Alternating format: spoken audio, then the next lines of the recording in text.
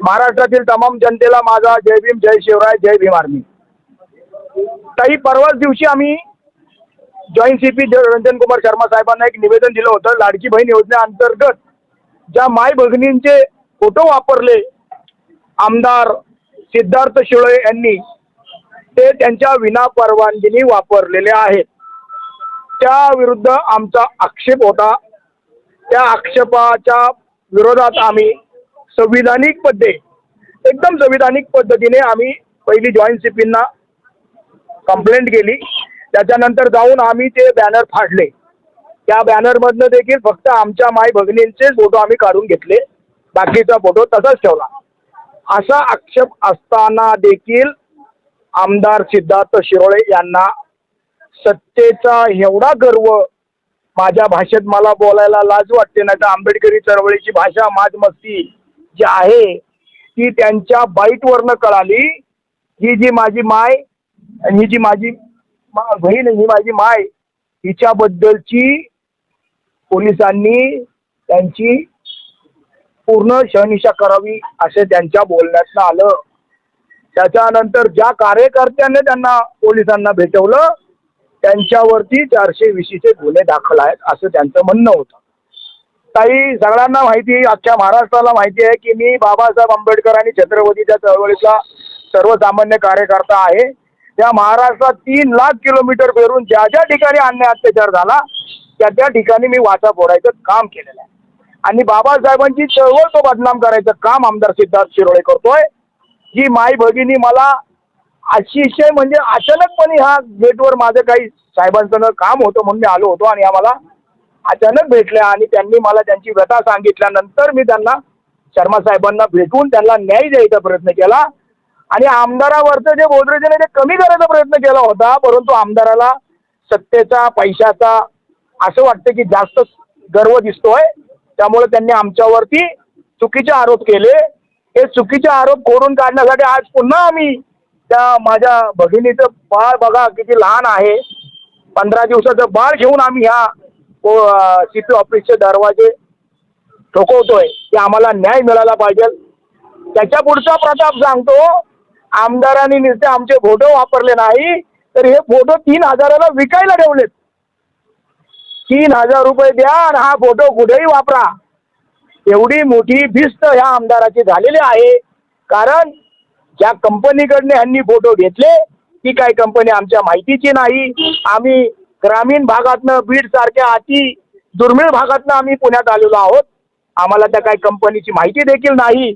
पण एका भगिनी, आता तुम्ही माझ्या 2 भगिनी पत्रकार इथं आहात, तुम्हाला हे ऐकल्यावर काय वाटतं की माझ्या ह्या भगिनीचा फोटो त्या कंपनीनी, स्टार्टअप कंपनीनी 3,000 रुपयाला विकायला ठेवला. हा 3,000 रुपये भरून घ्या आणि कुठेही वापरा. चांगल्या योजनेत वापरा, नाही तर वाईट योजनेत वापरा. हे कितपत योग्य आहे? आणि या गोष्टीला वाचा फोडल्याशिवाय भीम आर्मी, आझाद समाज पार्टी, खासदार चंद्रशेखर बाई, राष्ट्रीय अध्यक्ष विनय रतन सिंग यांच्या नेतृत्वाखाली आम्ही ही लढाई लढणार आहोत. उद्यापासून माझ्या जिल्ह्यातल्या कार्यकर्त्यांना आदेश दिलेले आहेत. वेळ आल्यावर आमदाराच्या घरात देखील जाऊन आम्ही आंदोलन करणार आहोत. संविधानिक पद्धतीने आम्ही कोणावरही आरोप प्रत्यारोप करणार नाही. आमच्या भगिनी किंवा मायनं देखील कालपर्यंत कोणावरही आरोप केले नाहीत. फक्त आमचे फोटो चुकीचे वापरलेत, त्याचा खुलासा आम्हाला आमदारानं करावा. तर तो खुलासा करण्याव्यतिरिक्त आमच्यावरच आरोप प्रत्यारोप करणारा हा आमदार, त्याला किती गर्व असेल याची जाणीव पुणेकरांनाच काय तर महाराष्ट्रातील तमाम जनतेला, सर्वसामान्य जनतेला येत असेल. आणि बघा, ह्या माय भगिनी माझ्या समोर आहेत, त्यांचे मिस्टर देखील माझ्या मागे उभे आहेत. त्यांच्याकडनं त्यांची व्यथा ऐका. अक्षरशः त्या भगिनीचं संसार मोडकळीला आलेला आहे. तो माणूस तिला दिवस सोडचिठ्ठी देण्याच्या मार्गावर हे कुटुंब आहे. परवा दिवशी त्यांना जेव्हा मी साहेबांना भेटवल्यानंतर 50% ते कुटुंब रिलीफ झालं होतं. परंतु त्या आमदाराने स्टार्टअप कंपनीचं नाव घेतल्यानंतर त्या स्टार्टअप कंपनीचा जेव्हा बायोडाटा त्यांच्या मिस्टरांनी पाहिला तेव्हा त्यांना असं वाटतंय आता की त्या कंपनीचं नाही जाऊ द्या, पण ह्या बहिणीला माझ्या सोडचिठ्ठीच द्यायचं या विषयावर ते ठाम झालेले आहेत. ते देखील आहेत. त्यांची व्यथा पत्रकार बंधू भगिनींनी ऐकावी अशी माझी विनंती आहे. तर ताईंवर जे अन्याय झालेला आहे, खरोखर या अन्याय विषय ना आम्ही त्या विषयाला वाचा फोडणार आहे. तमाम चळवळीतल्या ज्याही महिला असतील आम्ही रस्त्यावर उतरून आंदोलन व मोर्चे काढणार आहोत. आणि जे सिद्धार्थ सुरवळे आहे भडवा, ज्यांनी आमच्या नेत्याविषयी असं वक्तव्य केलेलं आहे की यांच्यावर 420 सारखे गंभीर गुन्हे दाखल आहे, त्यांनी खुलासे करून द्यावे. अन्यथा भीम आर्मी आझाद समाज पार्टी त्याच्या बंगल्यासमोर उभं राहून बेमुदत आंदोलन करणार आहोत. त्यांच्या बिना परवानगीने हे फोटो लावण्यात आलेले आहेत. असं कळलं की तुमच्यामध्ये वेगवेगळे वाद सुरू झाले आहेत या कारणावरून.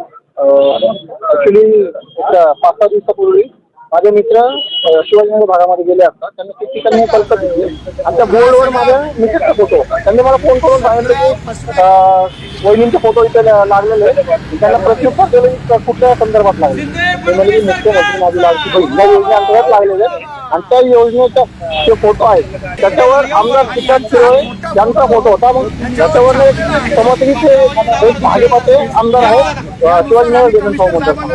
मी तुम्हाला सांगू इच्छितो की 2-3 दिवसापूर्वी हे निवेदन दिलं होतं. हे निवेदन आहे, मी त्यांच्यावर कडक कारवाई करावी हे आता एक निवेदन दिलेलं होतं 2 दिवसापूर्वी कमिशनर ऑफिसला. मी 2 दिवस शांत होतो. पत्रकार बंधू माझ्या घरी येत होते, माझे मुलाखत घेत होते, माझ्या पत्नीची मुलाखत घेत होते. पण ह्या सर्व घटनेमध्ये माझं घर खूप मानसिक तणावामध्ये जात होतं. त्याच्यामुळं मी 2 दिवस थोडंसं लेखाजोखा घेऊन मी आज परत या ठिकाणी आलेलो आहे, परत एक निवेदन देण्यासाठी. कारण ह्या 2 दिवसामध्ये एक आमदार साहेबांचं एक स्टेटमेंट होतं की शटरस्टॉक नावाची कंपनी कडून आम्ही हे घेतलेले आहे. मग त्यावेळेस माझ्या जास्त थोडंसं अस्वस्थ वाटायला लागलं. यार आमदार साहेबांनी वापरले, त्यांना कुठून भेटलं तर त्यांना शटरस्टॉक मला भेटलं. मग शटरस्टॉककडे गेले कसे, हा एक माझ्या डोक्यामध्ये पडलेला कॉमन प्रश्न आहे. ज्या दिवशी मी निवेदन दिलं ते गंगावणे साहेब आहेत, यांचं नाव मला आज कळतंय की हे गंगावणे साहेब आहेत. योगायोगाने 4 दिवसापूर्वी मला हे याच ठिकाणी, याच कमिशनर ऑफिसच्या ठिकाणी मला भेटले होते. यांचा माझा कुठल्याही प्रकारचा संबंध नाही. तुम्ही कुठल्याही प्रकारे चौकशी करा, यांचा माझा संबंध तुम्हाला सापडणार नाही. आणि 2 दिवसांनी ह्यांच्या सोबत मी ज्यावेळेस निवडून दिलं, मी यांना देवदूत समजेल. आणि यांच्यामुळे माझ्या प्रकरणाला वाचा फुटली. आजपर्यंत ना कुठल्या पक्षाने मला फोन केला, ना कुठल्या संघटनेने मला फोन केला, कोणीही मला संपर्क साधण्याचा प्रयत्न केलेला नाहीये की तुमचं कुटुंब कुठल्या मानसिक स्थितीमध्ये आता सर्वाइव्ह करत आहे. पण ह्या माणसामुळे माझ्या प्रकरणाला वाचेता फुटली. आज देखील मी यांना कॉल केलेला नाही. तुम्ही माझी चौकशी करू शकता. योगाने हा माणूस परत मला भेटला की मला वाटतं हे कुठेतरी देवाचं काहीतरी असेल, यांनी मला भेटणं आणि माझ्या ह्या प्रकरणाची वाच्यता बाहेर येणं. मी ह्यांच्यावर जे आमदार साहेब इलिगेशन लावतात हे त्यांचा वैयक्तिक मुद्दा झाला. मला त्याच्यामध्ये इंटरेस्ट नाही.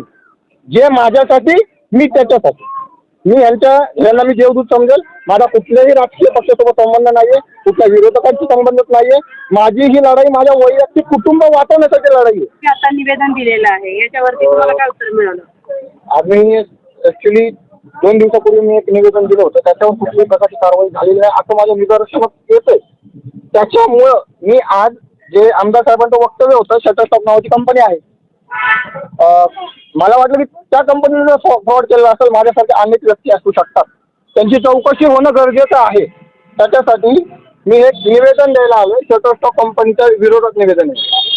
आमदारांनी तुम्हाला कॉन्टॅक्ट कशा प्रकारे केला? आमदारांचं आणि माझं आतापर्यंत कुठं कॉन्टॅक्ट झालेलं नाही. तुम्हाला हे कसं कळलं की आमदारांचं स्टेटमेंट?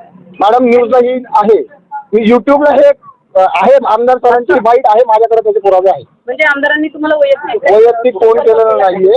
आमदारांनी आता कालच एक बाईट दिली. आमदारांनी एक माझ्या माता भगिनी म्हणू शकतो मी त्यांना, त्या माता भगिनींना गोळा करून त्यांच्या समर्थनार्थ ते एक राजकीय स्टंट करतात की ठराविक माता भगिनी त्यांच्या म्हणतात की आमदार साहेब जर त्या कुटुंबाला आक्षेप असेल तर आमची परवानगी आमचे फोटो लावा.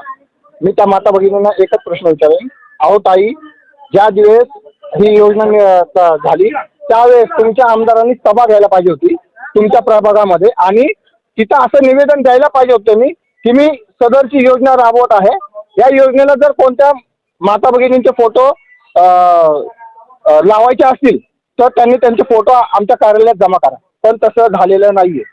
ज्यावेळेस मी माझ्या पत्नीच्या जाहिरात बघून मी ज्यावेळेस कंप्लेंट करतोय त्यावेळेस तुम्ही अचानक समोर येतं तुमच्या आमदारांची बाजू मांडण्यासाठी. हा निव्वळ त्या आमदारांनी जो त्यांच्यावर चिखलफेक होतोय किंवा त्यांची जे नाचक्की झालेली आहे, जो त्यांनी गुन्हा केलेला आहे, हा लपवण्यासाठी तुम्ही केलेला एक राजकीय स्टंट म्हणतोय. आमदार साहेब, मी तुम्हाला एक सांगेल, ही लढाई फक्त आणि फक्त माझ्या कुटुंबाची आहे. याला तुम्ही कुठल्याही विरोधकांना राजकीय वळण देऊ शकत नाही. जर माझ्यासोबत कुठलेही राजकीय पक्ष नसले तरी हा अंकुश टावळे त्याच्या कुटुंबासाठी समर्थ आहे लढण्यासाठी. कारण मी 1-2 महिन्याची मुलगी घेऊन मी वन भटकतोय न्याय मिळवण्यासाठी. माझ्या ठिकाणी जर तुम्ही असते साहेब तर तुम्ही काय केलं असतं.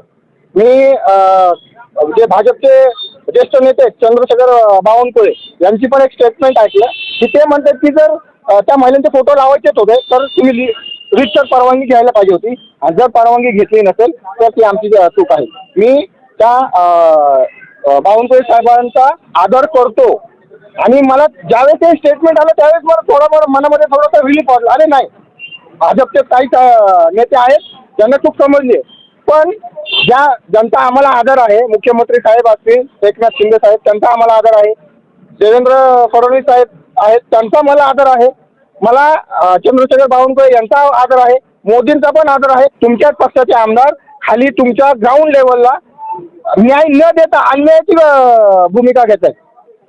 माझ्या कुटुंबावर न्याय झालेला आहे.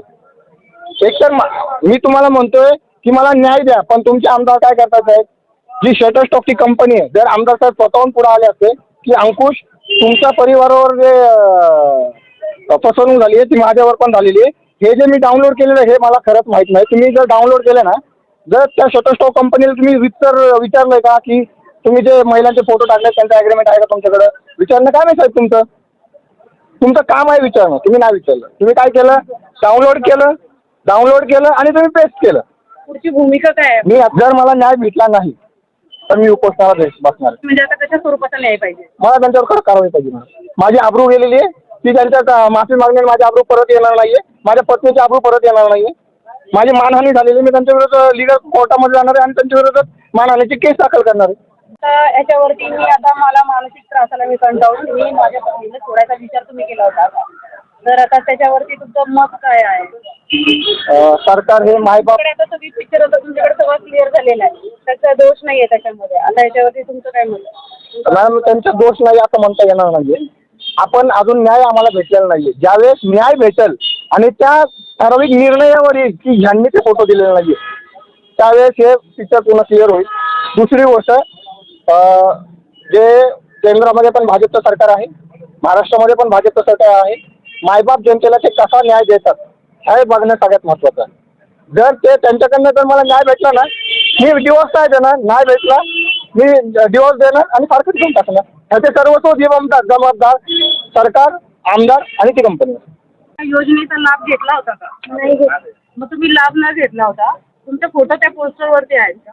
पोस्टर कुठल्या ठिकाणी बघण्यात मिळाले तुम्हाला? शिवाजीनगर मतदारसंघामध्ये, पुणे शहरात. पुणे शहरामध्ये. त्या योजनेचा लाभ न घेता तुमची ते पोस्टरवरती जे फोटो होते ते लावण्या अगोदर तुमची परवानगी घेण्यात आली होती का? नाही आहे, परवानगी नाही घेतली आहे. फोटो कसे लावले, कुठून आले ते पण नाही माहिती. म्हणजे तुम्हालाच माहिती आहे फोटो कुठून आले, कसे आले? ठीक आहे. तुम्ही कुठल्या भागात राहता? चिखली भागात राहता, आणि हे फोटो तुम्हाला पुणे शहरामध्ये बघायला मिळाले. आणि कोणत्या आमदारांच्या पोस्टरवरती हे फोटो बघायला मिळाले? शिरोळी साहेब यांच्या. आमचं दुसरं काही म्हणणं नाही, आम्हाला फक्त तुम्हाला कसं कळलं तुमच्या पोस्टर येतील? हे आमच्या मागच्या जावाईत आहे, त्यांनी सांगितलं फोन करून की तुमच्या दोघीच्या फोटो इथं कसं काय लागलं का, म्हणून बोलून घेतलं. मग ते लागू केलं आम्ही ते कमिशनर साहेबांना नियोजन दिलं. म्हणजे तुम्ही कमिशनर साहेबांना तक्रार दिली होती, त्याच्यावरती काय उत्तर मिळालं? उत्तर अजून घेतलेलं नाही, आम्हाला फक्त उत्तर पाहिजे म्हणजे तुम्हाला न्याय पाहिजे. न्याय पाहिजे म्हणजे काय? म्हणून न्याय पाहिजे म्हणजे आमची बदनामकी झाली म्हणून हे पाहिजे आम्हाला. तुम्ही लावले कसे लावले आम्हाला त्याच्यातली काही माहिती नसताना कुणाचं परमिशन घेतलं होतं परस्पर कसं काय लावले ती म्हणायची आम्हाला